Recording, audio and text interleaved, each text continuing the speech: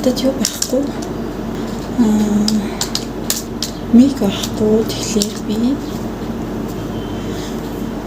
чивч зүгээд ярьж үзчихин. Нэг талбалт. За өнөөдрөөс бичлэг хийнэ.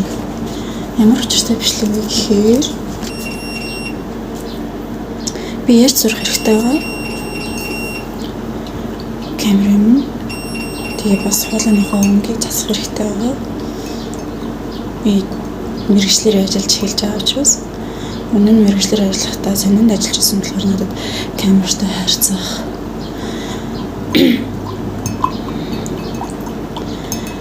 хоолойгоо засах тийм ямар шаардлага байгаагүй. Одоо ярина камер өмнө гарах хэрэгтэй байна. Зөндөө олон хоол өдөр болгон уншиж авч гэсэн. Миний хоолой их муу байна. Шаардлага хангахгүй байна. Хасгал хийдэг бичлэг гэх юм. Би хийж эхлэн байнга хийх болно гэж бодож байна. Өнөөдөр миний ус жоохон тийм л яа энэ байхгүйсэн хүсээ уулна ингээд гоё ингэмэр ах юм. Нэг одоо нэг өрөөндөө ганцаараа болохоор хамаагүй ярьж байна. Тэгээд бичлээ тэгэхээр жоохон мэж хийж юм. Өглөө орж ирэх юм тийм шиг юм гэдэг. Миний дуу сонсогдож байна уу? Гэдгийг би ахиад шалгах гэдэг ямар хэцүү сэрэгчгүй. Миний шинэ авсан юу бэ?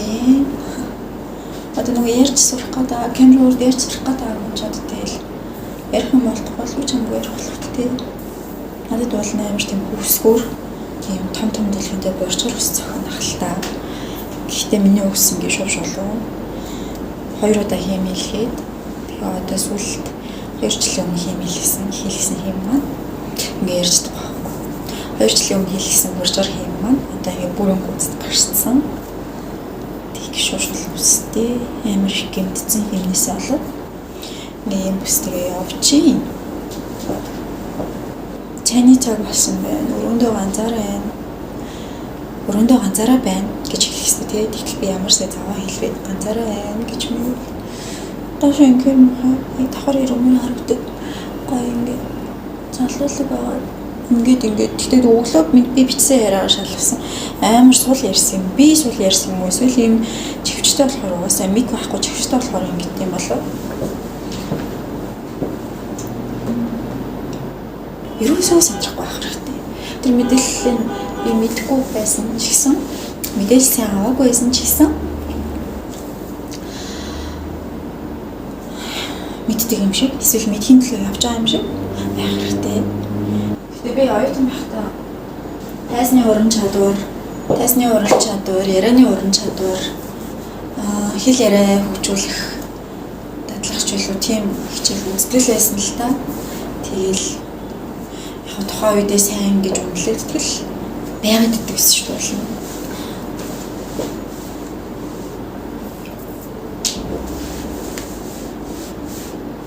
Үлдэл иддэг гэсэн. Тэгээ би 1-2 дахь курстай би амар их муу сурсан. Тийм ер нь юу ч хичээлээ хийдгүү, ангийнхантаас нийлдэггүй. Тэгэл нэг гэр сургууль гээл тэгэл тэр үед би найз залуудаа хамт амьдардаг болсон юмс. Амар хартай тэгэл хаяанаас гар хүрч мөрдөг. Тэгээ тийм учраас би ерөөсөө гадуур гарах тийм боломж надад байхгүй. Тэгэл хичээл дээр очихороо юу ч лекц тэмдэглэж авахгүй. Семинар дээр тэгэл арга цааш агаал гарч ирдэг. Тэгэл багш нарын асуухаар тэгэл хичээд байгаа юм уу эсвэл дургу байгаа юм уу тэр нь мэддэхгүй ингээд дугааж мэж аваад ч юм уу эсвэл зайнуулаад тэгэл гарч ирдэг. Тиймээс тэгээд чат ирж байгаа шүү. Тэгэл би яг 2 дугаар курсыг төгсөхдөө тэр найз залуугаас салцсан байхгүй.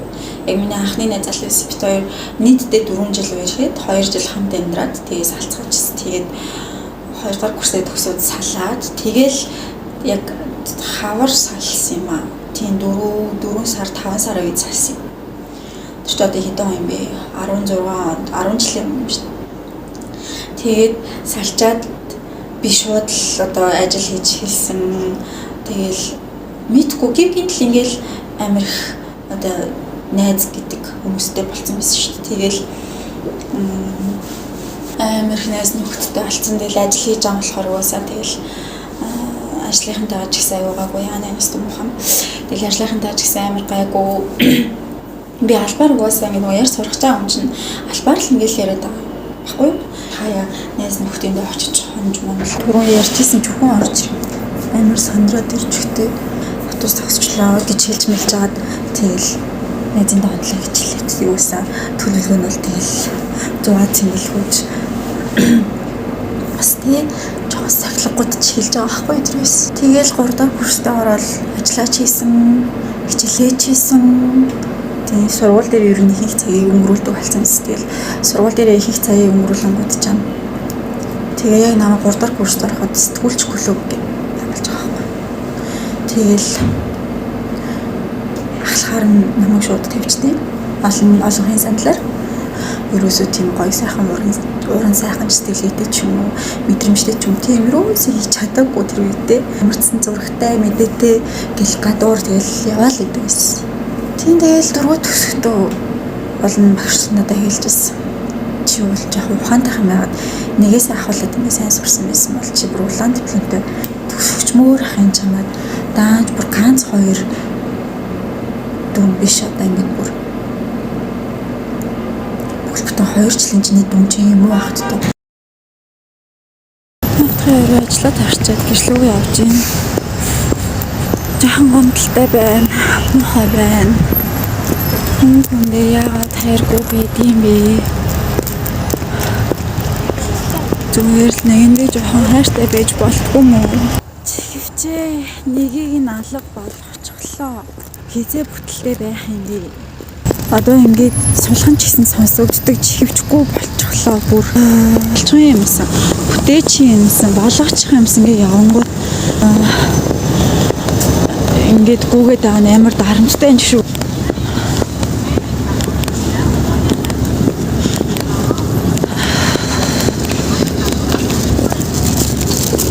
Мухай байна.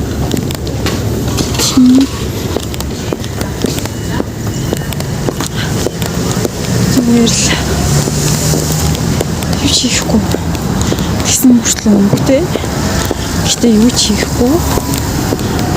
Тэгж амжих юмсан. Айгу одоо бүр хажууд ингээд зүгээрээ болно.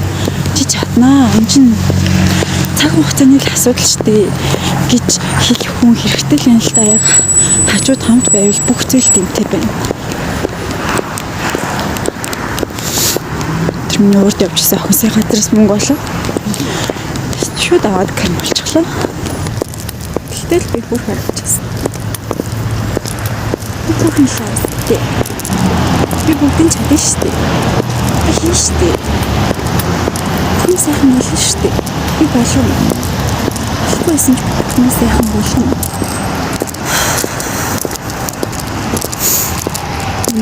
Сургуулаад өгсөөд тэгээд олон мэргэжлэр ажиллах гал гүүгээл явал эсвэл та 2 сарны газар ажилласан.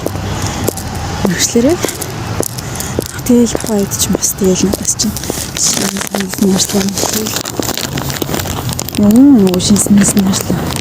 Тэгээ нөгөө сургуулаад өгсөж хүмүүсийн одоо харьцаж байгаа болохоор шууд л одоо Монгол одоо ажил хийх юм. Өөртөө ихний цалиндаа зорих юм санагдаж